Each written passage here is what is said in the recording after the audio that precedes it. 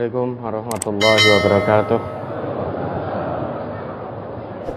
Mari kita mulai. Ada pertanyaan dari brosur? Ada beberapa pertanyaan dari brosur Ustaz. Yang pertama ini brosur yang hadis yang paling panjang di brosur dari halaman 2 ke halaman 4. An Abi Hurairah radhiyallahu anhu qala sami'tu Rasulullah sallallahu alaihi wasallam yaqul inna awwalan nasi yuqda yaumal qiyamati alaihi rajulun ustushhida fautiya bihi fa'arrafahu ni'amahu fa'arafaha qala fama amilta fiha qala qataltu fika hatta ustushhidtu qala kadzabta walakinnaka qatalta li an yuqala jari'un faqad qila summa umira bihi fa suhiba ala wajhihi hatta ulqiya fin nari wa rajulun ta'allama al-ilma wa 'allamahu wa qara'a al-qur'ana fa utiya bihi fa 'arrafahu ni'amahu fa 'arafaha qala fama 'amilta fiha qala ta'allamtul ilma wa 'allamtuhu wa qara'tu fikal qur'ana qala kadzabta walakinnaka ta'allamtal ilma liyuqala 'alimun wa qara'tal qur'ana liyuqala huwa qari'un faqad qila summa umira bihi fa suhiba ala wajhihi hatta ulqiya fin nari wa rajulun wasa'allahu alaihi wa atahu min asnatil mali kullihi fa utiya bihi fa 'arrafahu ni'amahu fa 'arafaha qala fama 'amilta fiha qala ma taraktu min sabilin tuhibbu an yunfaqa fiha illa anfaqtu fiha laka qala kadzabta walakinnaka fa'alta liqala huwa jawadun faqad qila summa umira bihi fa suhiba ala wajhihi summa ulqiya fin nari rawahu Muslim. Dari Abu Hurairah radhiyallahu an ia berkata, saya mendengar Rasulullah sallallahu alaihi wasallam bersabda, sesungguhnya yang pertama akan diberi keputusan pada hari kiamat ialah seorang yang mati syahid. Lalu ia dibawa dan dihadapkan kepada nikmat atau kebaikan-kebaikannya, maka ia mengakuinya. Allah berfirman, apakah yang kamu lakukan padanya? Ia menjawab, saya telah berjuang untukmu hingga mati syahid. Allah berfirman, kamu berdusta, tetapi kamu berjuang supaya disebut sebagai pahlawan dan orang pemberani, dan telah dikatakan orang yang demikian itu. Kemudian dimerintahkan kepada malaikat, lalu ia diseret pada mukanya dan dilemparkan ke neraka. Kedua, seorang yang belajar ilmu, mengajarkannya dan membaca Al-Quran. Lalu ia dibawa dan dihadapkan kepada nikmat atau kebaikan-kebaikannya, maka ia mengakuinya. Allah berfirman, apakah yang kamu lakukan padanya? Ia menjawab, saya mempelajari ilmu dan mengajarkannya serta membaca Al-Quran hanya untukmu. Allah berfirman, kamu berdusta, tetapi kamu mempelajari ilmu supaya disebut sebagai seorang yang alim, dan kamu membaca Al-Quran supaya disebut sebagai seorang yang pandai membaca Al-Quran, dan telah dikatakan orang yang demikian itu. Kemudian diperintahkan kepada malaikat, lalu ia diseret pada mukanya dan dilemparkan ke neraka.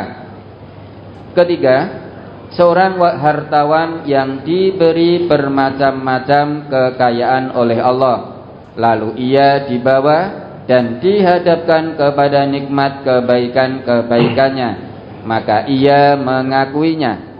Allah berfirman, apakah yang kamu lakukan padanya?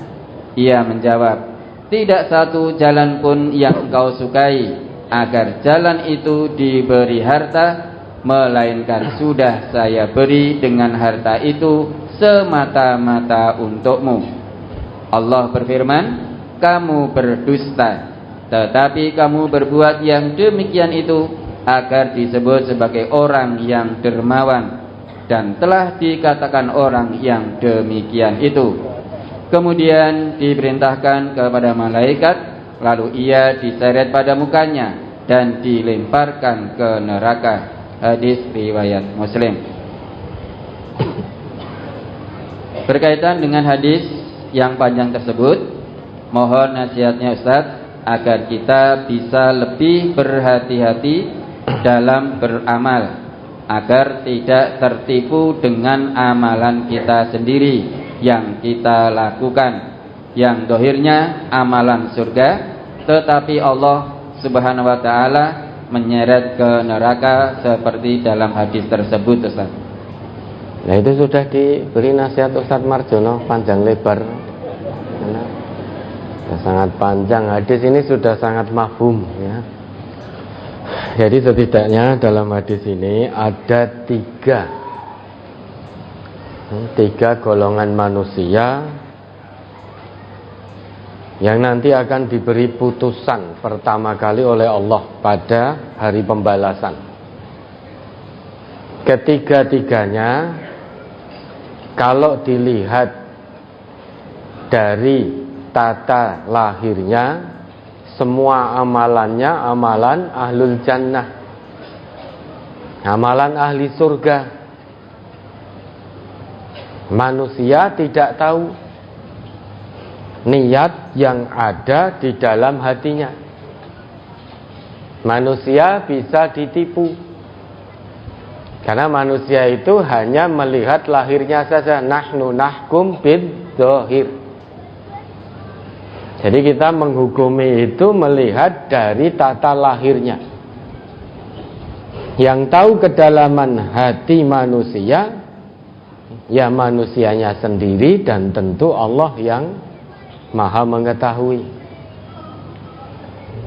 Maka biasanya di masyarakat itu kalau ada yang meninggal, biasanya kita ditanya, kan mau dikubur ini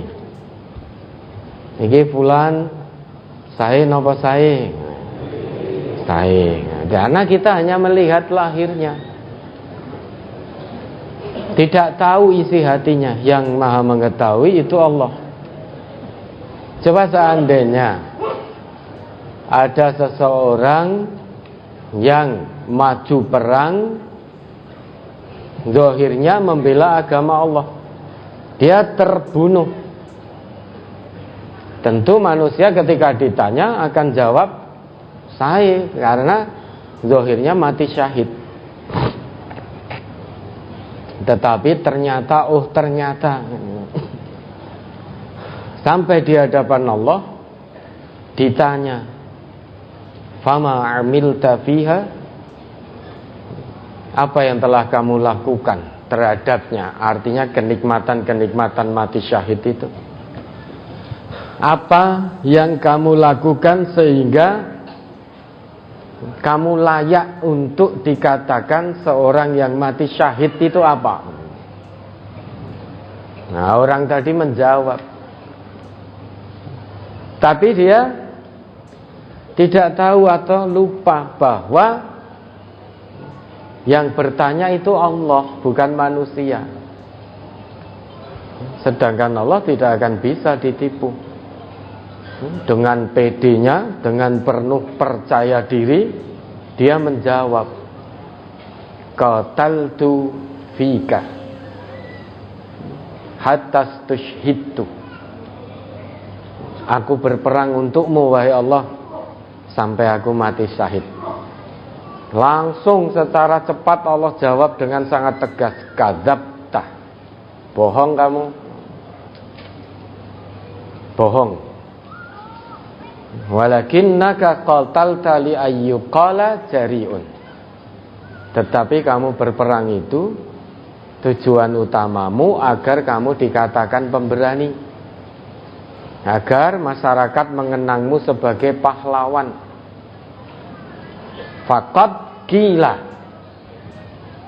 Tujuanmu telah kamu dapatkan. Masyarakatmu telah mengeluh-ngeluhkanmu.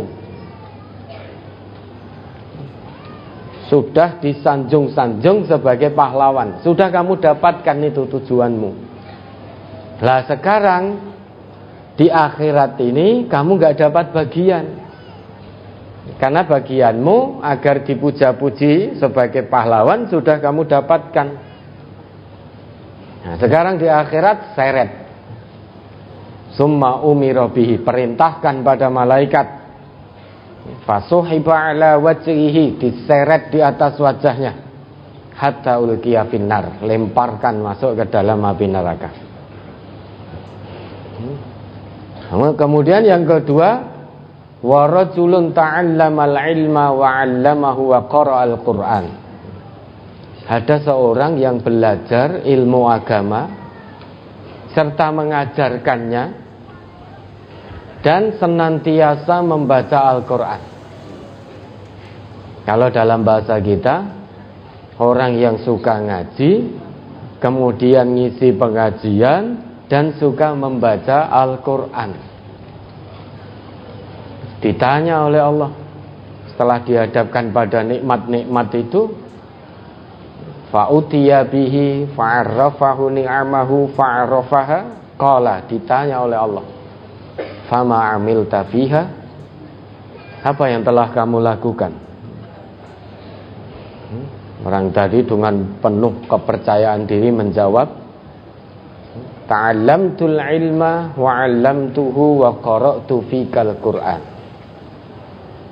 Aku ngaji, aku ngisi pengajian, aku belajar ilmu, aku mengajarkan ilmu yang telah aku dapatkan, dan aku membaca Quran karenamu, wahai Allah. Kata Allah, kadzabta, kamu bohong. Maka kita ngaji ini dan mengajarkan hasil kaji, mengamalkan hasil kaji, tujuannya agar jangan supaya kita disebut sebagai seorang alim, jangan seneng disebut sebagai ustadz, kiai, dan lain sebagainya. Tujuan ngaji kita mengamalkan hasil kaji dan mengajarkannya itu hanya karena Allah. Remeh-temeh sekali kalau kita ngaji dan mengajarkan hasil kaji agar kita disebut sebagai mubaligh kondang, dai terkenal, ustadz, kiai berpengaruh. Remeh-temeh sekali kalau hanya tujuannya itu. Sampai di hadapan Allah tidak dapat apa-apa. Bahkan dikatakan oleh Allah, kadzabta, bohong kamu. Kamu mengatakan belajar dan mengajarkan ilmu, membaca Al-Quran, menghafal Al-Quran, kamu mengatakan hanya untukku, bohong kamu. Walakinnaka ta'allamtal ilma liyuqala 'alimun. Tetapi tujuanmu itu, ya, dulu kamu belajar ilmu dan mengajarkan, tujuanmu itu agar kamu dikatakan oleh orang-orang sebagai orang alim, biar dianggap oleh orang sebagai ustadz, sebagai dai kondang, mubaligh yang masyhur, ustadz, kiai yang berpengaruh. Sudah kamu dapatkan semua itu. Wa qara'tal Qur'an liyaqala huwa qari'un. Kamu membaca Al-Quran, tujuanmu agar dikatakan kamu seorang qari'. Kamu belajar tahsin agar dikatakan kelak kamu itu orang yang pandai membaca Al-Quran. Jadi kalau tidak ada orang, bacanya pelan-pelan. Kalau di luar kebetulan ada tamu, assalamualaikum, sebelum dibukakan, wah, dibagus-baguskan bacaannya, difasih-fasihkan biar dikatakan, fulan ternyata qari. bacaannya sangat bagus. Hati-hati, kita bisa termasuk ini. Ngaji, mengamalkan, memahami, mengamalkan, mengajarkan. Kemudian kita juga belajar tahsin. Hati-hati kalau tujuannya agar dilem oleh orang, ya hanya itu tujuannya. Yang didapat ya hanya itu. Oh, fulan Masya Allah luar biasa bacaannya. Aku kok luar biasa. Kita menghafalkan Quran, kalau tujuannya hanya menjadi seorang hafid, ya hanya itu yang didapat. Menghafal Quran itu tujuannya untuk Allah. Maka Allah akan beri kemudahan demi kemudahan. Tapi kalau tujuan kita menghafal Quran agar disebut sebagai hafid, di samping sangat kesulitan kita menghafalnya, karena tidak ada campur tangan dari Allah, dan tidak ada pahala di sisi Allah, karena tujuan kita agar dikatakan sebagai hafid. Kalau tujuan kita itu, nah, manusia tidak tahu, tapi Allah Maha mengetahui. Belajar tahsin, terus nyalah ke sing lagi sinau kangelan disalah ke, bahkan dikatakan imam di belakang orang yang bacaannya tidak bagus, makmum di belakangnya sholatnya tidak sah. Naudzubillah. Padahal dijamin oleh Nabi mutata'ti wa may yatata'ta falahu ajroni. Orang yang belajar membaca Quran terbata-bata itu dapat 2 pahala. Meski sulit, namun dia tidak putus asa untuk terus berusaha. Yang pertama, dia dari usahanya yang sulit tapi terus dilakukan, dia dapat pahala. Yang kedua, dari ayat-ayat yang dibaca, dia juga dapat pahala. Maka dapat 2 pahala. Maka apa yang dilakukan? Kita ngaji, mengamalkan hasil kaji, mengajarkan hasil kaji, membaca Quran, belajar tahsin, kemudian menghafal Quran, tujuannya hanya untuk Allah. Karena kalau tidak, meski dohirnya amalan ahlul jannah, ternyata menurut hadis ini di hadapan Allah seret masuk neraka. Ini yang mengatakan, yang berfirman Allah, yang bertanya Allah. Fama amilta fiha, kan yang bertanya Allah. Allah nggak bisa dibohongi apa yang ada dalam hati kita. Kemudian yang ketiga, wa rajulun wasa'allahu alaihi wa a'tahu min asnafil mali kullih. Seseorang yang diluaskan rezekinya oleh Allah, kemudian diberi, dititipi berbagai macam harta oleh Allah. Titipi rumah, titipi mobil, sepeda motor, uang, pakaian, kesehatan, dan lain-lain sebagainya. Sampai harta kekayaannya itu bertumpuk-tumpuk. Kemudian dia dihadapkan pada nikmatnya itu nanti pada hari pembalasan. Dan dia mengakui bahwa dahulu di dunia telah dititipi oleh Allah harta yang sangat banyak. Dia mengakui kenikmatan itu. Kemudian ditanya oleh Allah, lantas apa yang telah kamu lakukan terhadap kenikmatan itu? Dia menjawab, ma taraktu min sabilin tuhibbu ayunfaqa fiha illa anfaqtu fiha laka. Wahai Allah, tidaklah satu jalan yang engkau mencintai agar jalan itu diberi harta, agar jalan itu didanai, melainkan aku tidak pernah meninggalkan kecuali aku danai jalan tersebut. Jadi semua kegiatan, semua kepentingan fi sabilillah, orang ini tidak pernah ketinggalan dalam pembiayaan. Selalu menjadi yang terdepan membiayai kepentingan sabilillah. Dan dia saat ditanya oleh Allah mengatakan itu semua dilakukan hanya karena Allah. Tetapi kata Allah, kadzabtah, kamu bohong. Walakinnaka fa'alta li ayyuqala huwa jawadun. Tetapi kamu mendanai kegiatan sabilillah, mendanai itu semua tujuanmu agar dikatakan kamu orang dermawan, kamu wong lomo, fakot gila. Tujuanmu sudah kamu dapat.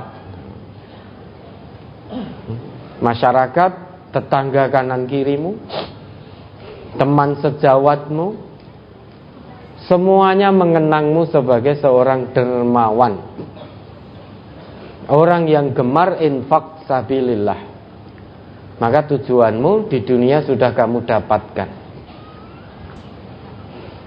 Nah sekarang ini bukan dunia lagi, ini kampung akhirat, bukan tempat untuk beramal lagi, tapi ini tempat untuk penghitungan amal, pembalasan amal. Sedangkan kamu sudah dapatkan tujuanmu di dunia. Semua manusia memujimu sebagai seorang dermawan. Nah sekarang ini di akhirat kamu tidak dapat bagian apapun atas harta yang telah kamu belanjakan karena dengan tujuan pujian manusia itu.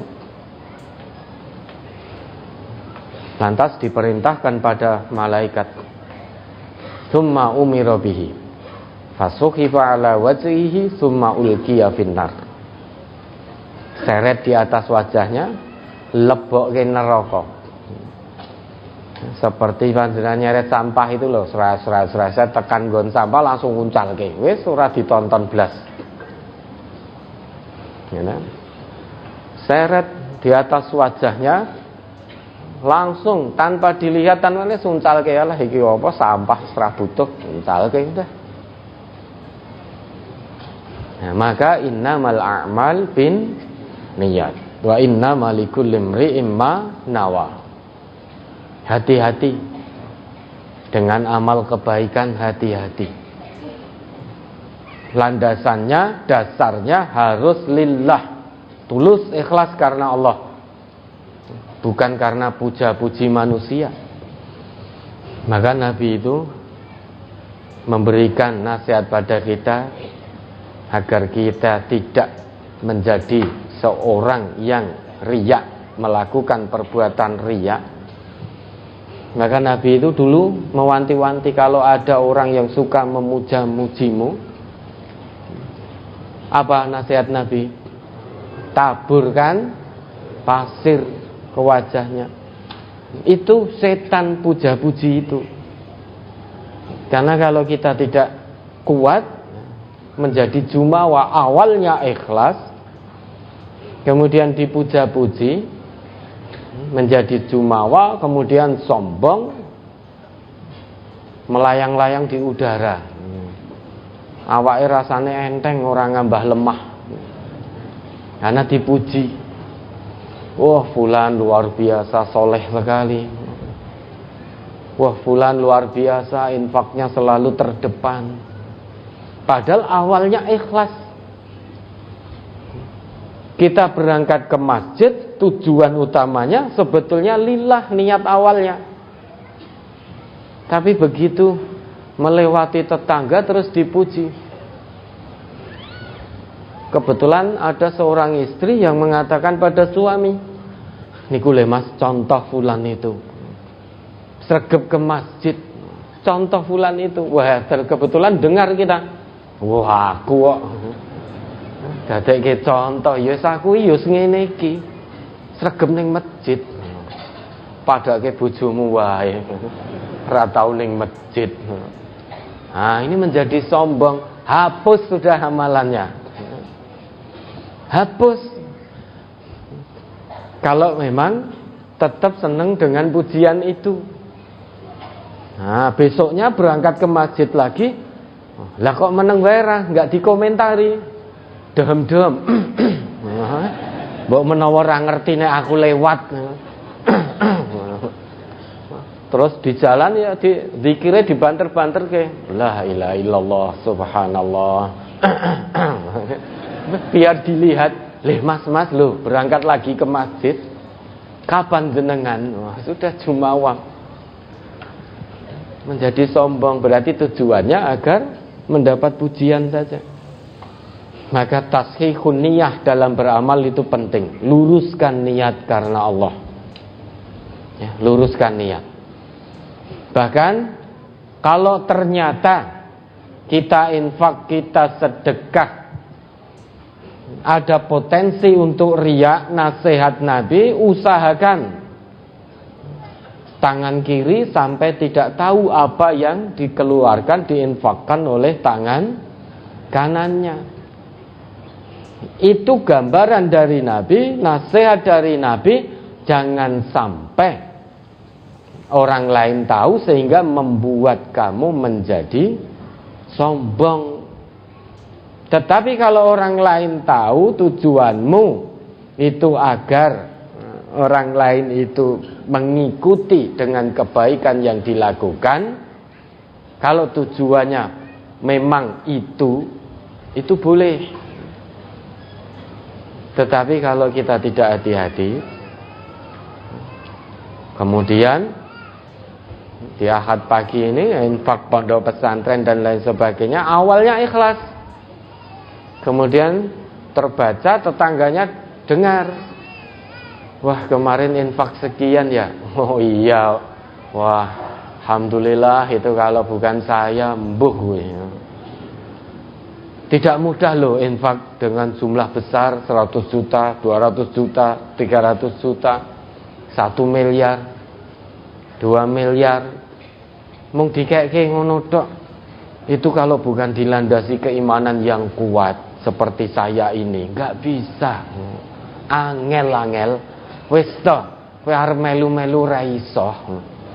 Awang gajimu UMR-e orang gaduk ngene. Masa arep infak 100 juta, angel-angel gitu. Sehingga menjadi sombong. Hapus amalnya sudah. Maka tashihun niyah penting ya. Tashihun niyah, luruskan niat. Ada lagi?